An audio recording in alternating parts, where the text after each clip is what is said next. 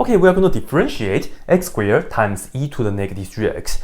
And this is an example that we will have to use the product rule and also the chain rule for the derivative. So let me just show you guys how we can work this out, and then I'll show you guys the scratch work on the side and also the box on the side. So here we go. Y prime, we are going to use the product rule first because this is the product of this and that. We will first keep the first function, which is just x squared, and we multiply by the derivative of the second.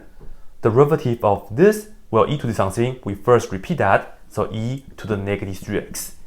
And then we are going to multiply by the derivative of the inside because that's the chain rule part. And the derivative of negative 3x is negative 3.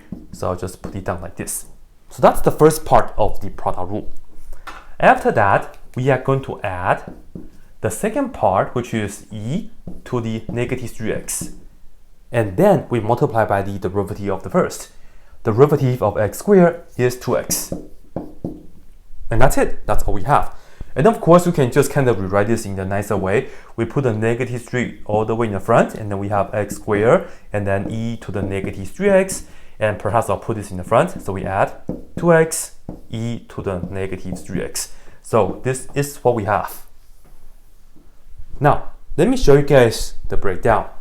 So as we can see, this is our first function, and that's our second function. We're using the product rule, so I will just write it down for you guys.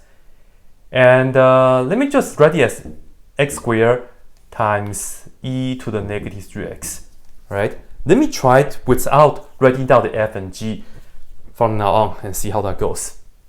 Okay, differentiate this, we just get 2x. And then differentiate this. Well, this is the part that we will have to use the chain rule. So let me do that on the side. So for this part, we do e to the box, and then the inner function is negative 3x. Differentiating e to the box, we get e to the box. Differentiating negative 3x, we get negative 3. And now we can just put this in the box and then multiply. So that's how we get e to the negative 3x times negative 3. So again, this part right here is for the product rule, and this part right here is for the chain rule, for that. Now, this times this, right? It's the first part of the answer, and then this times that, it's the second part of the answer, and then at the end, we just write it down together. So I know the derivatives are going to get harder and harder, so it's just kind of make sure that you understand every steps along the way, and also the small details. Check out my other videos for more calculus tutorial, especially derivatives.